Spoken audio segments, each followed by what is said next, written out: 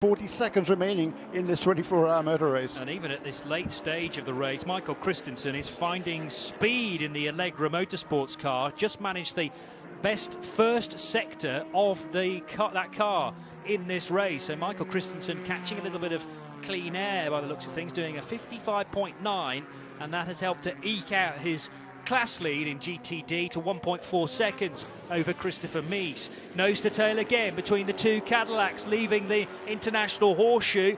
At the start of the lap they were 0.351 of a second separating those two cars, and into the West Horseshoe. Taylor getting tight again, under braking. Albuquerque though much more on his marks, I'd say, than I have seen him, needing to keep this neat and tidy. It's a wide car, the Cadillac, and as long as he's sticking to his marks, his clipping points, Ricky Taylor really can't find a way through. And that was a critical corner for Philip Albuquerque. He needs to get off that turn 6 and onto the chute that leads into the banking to maintain his advantage when they get to the bus stop.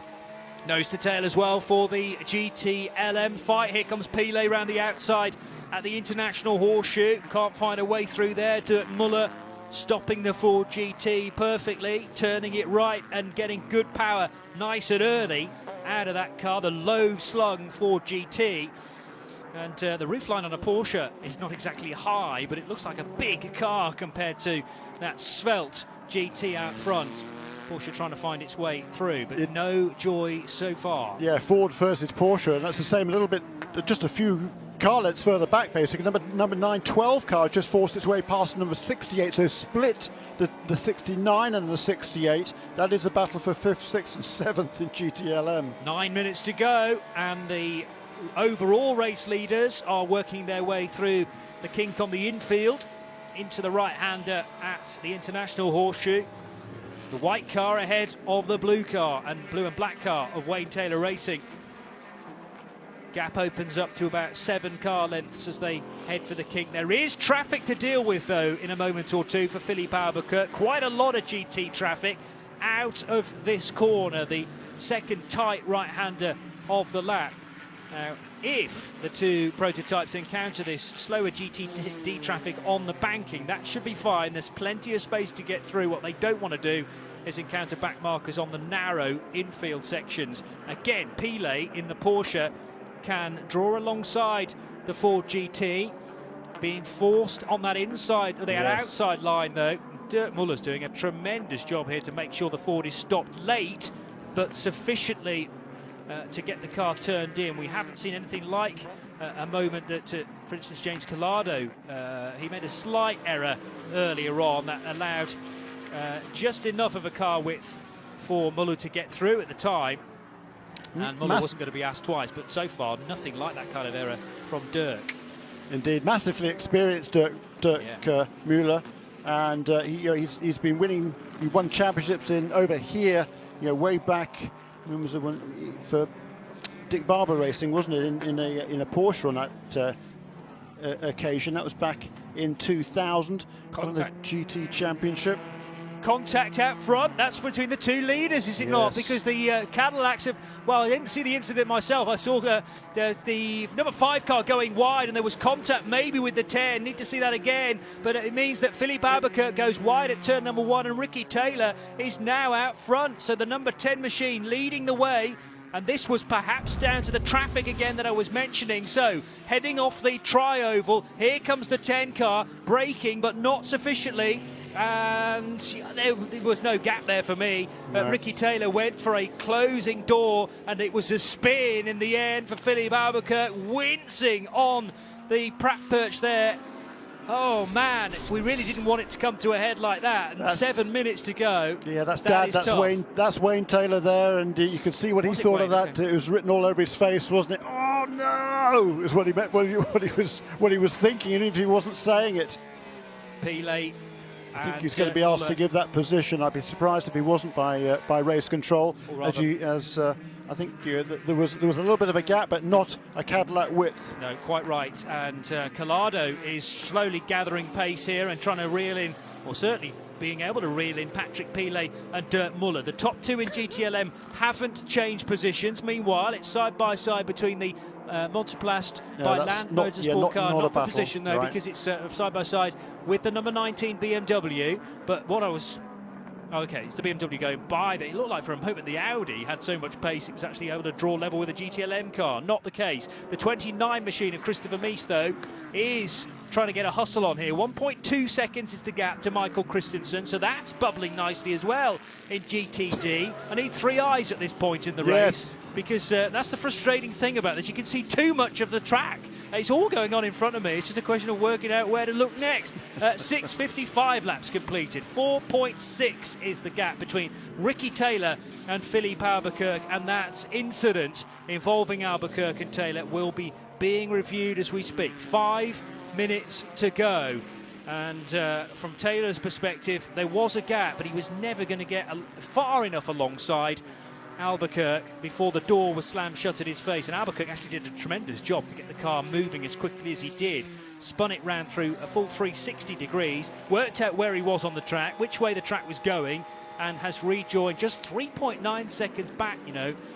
But that may well be decided out of Ricky Taylor's hands. And I reckon Johnny Collado now closer to Pilet than Pilet is to Muller in the GTLM first, second and third positions. Yes, 7/10 of a second the gap Muller to Pilet, half a second back to James Collado in the Ferrari, the 488. And the Ricky Taylor car struggling. Oh, there was hesitation there as well for the 10 car. He went for a gap that wasn't there. Sandwiched between the wall and the Monoplast Audi. Desperate to try and thread his way through both a GTD and a GTLM car there. Had to check up big style. And that will have drawn Philippe Albuquerque a touch closer. 2 seconds now is the advantage. Yeah, and inside 4 minutes to go in this race, and you know, I'd be really surprised if he gets away with this, Ricky Taylor. I'd have been inclined, if I was on the pit box, they say, look, let it go back past and then try and make another move. Well, now the longer he leaves that decision, the less opportunity he's going to have to make any pass. But then, because they're not going to get the white flag. Are they going to get the right flag next time around? It's going to be awfully close. The thing is, if he is given a penalty, is he likely to be put behind Mark Goossens, or are they guaranteed a top two finish? No, I think they're guaranteed a top two finish, even if it's a drive-through, which it probably wouldn't be. I know it goes against the kind of fair play of motor racing, but is it almost worth the risk for Ricky Taylor to stay where he is and just risk being put back to second place post-race? 2.2 seconds is the gap at the moment. Taylor back to Philippe Albuquerque. We kind of know, well, the decision is being made in the next door office. Sadly, we're not privy to what's going on in there, but as soon as we get information, of course, we will tell you about that. 2 minutes and 45 seconds. 2 minutes and 40 seconds. And I'm hearing that there will be no further action on that incident.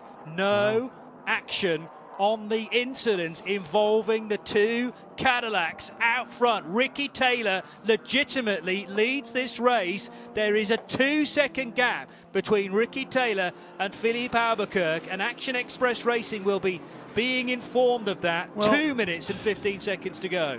You know, what comes around goes around, and I reckon that restart, the number 31 car impeded the number 10 car. It looked like it from me. I mean, I didn't get a chance to look at any replays of it, but certainly that was my impression from looking out of the window as the cars came across the line. There was no call in that situation, and there was no call in this situation either. But look at this battle for GTLM. Porsche versus Ferrari, 488, and all of a sudden, Dirk Muller isn't in the sight, is he? Because he's pulled out a couple of seconds all of a sudden. Yeah, 2.1 is the gap now. 0.2 of a second between the Porsche of Pilet and the Ferrari of James Collado. Let's see whether Collado can get an overlap into the braking area. I don't think he can find an inside line. Paul Trustwell. Yeah, this lap and one more to go. And of course, once these two go through, then we have the GTLM battle to finish their race. So it'll be the prototypes that finish their race first, no matter what, and then the GTLM cars.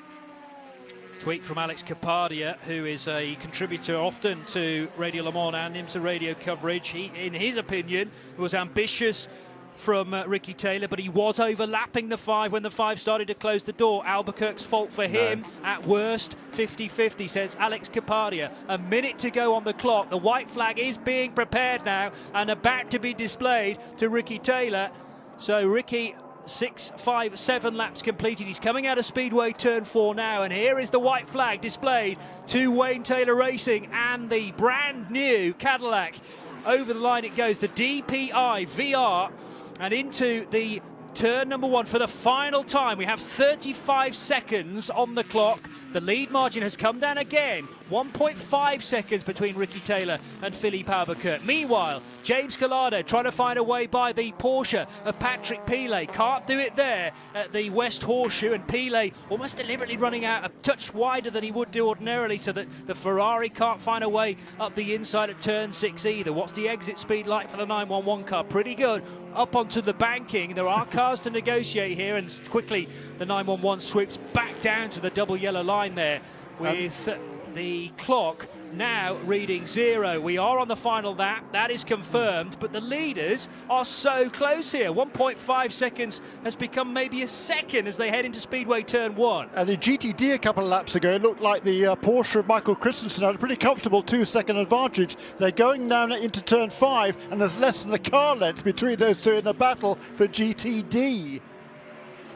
So final time right down the back straight. This is going to be a first win for Cadillac Power and a 7th for GM engined efforts under 4 different brands: Chevrolet, Pontiac, Oldsmobile and new Cadillac. Just the question is, which one's going to win it? Ricky Taylor surely has enough from here. It is going to be so tight. Remember, this is a 24-hour race. They're coming out of Speedway Turn 4 now. It's going to be Wayne Taylor Racing to take a victory they came so close to just a couple of years ago. Over the line they go, with the checkered flag being displayed to Ricky Taylor, who wins the Rolex 24 by 0.671 of a second. And Wayne Taylor cannot believe it down there in Wayne Taylor Racing's pit garage. Meanwhile, side by side for James Collado, who's going to be on the outside line in GTLM. Please don't throw it off, boys. Patrick Pilet versus Collado for second position. This is all playing very tightly into the hands of Dirk Muller as Michael Christensen is about to cross the line in the number 28 car. The 28 Allegra Motorsport Porsche 911 GT3R and the 911 RSR provides Porsche with yet another extension to one of the longest podium scoring runs in world motorsport. Now over 55 runnings of this race. A tremendous effort from them. We're still waiting for the GTLM cars to head over the line, and Dirk Muller leading that class in the number 66 Ford GT. Remember, the Ford GT debuted here 12 months ago. They had so many problems, but the second place battle is yet to be decided. They're both going to be on the podium, I hope, but in what order? The Porsche versus the Ferrari, the 488. They're through the bus stop, still in the same order. Pilet ahead of James Collado. Meanwhile, the Ford GT's working its way out of Speedway Turn 4, and Dirk Muller for the 66 crew about to come over the line. The ESMs are going to finish side by side for a photo finish, but it is Ford that win here, and so close further back. James Collado desperately trying the inside line, the outside line, cannot find a way by the Patrick Pilet driven Porsche in the end, and Ford win GTLM 52 years after the first of 2 overall wins by the Ford GT40. And you can tell the family resemblance, I'd say, between the Ford GT40 and the Ford GT. Dallara score their second win after 2002. I'll give you some more of those statistics right after we hear from Jordan Taylor with Shea Adam. Jordan, it's a childhood dream realized to win the 24 Hours of Daytona, to do it with your parents on the pit box as Max's last race. I know you're emotional, but what are you feeling right now? Just relief. I mean, we've come so close so many times, and to be honest, I'm just proud of my brother. He made it happen today, and this all goes out to Konica Minolta and for Cadillac. It's great. I'm speechless. Congratulations.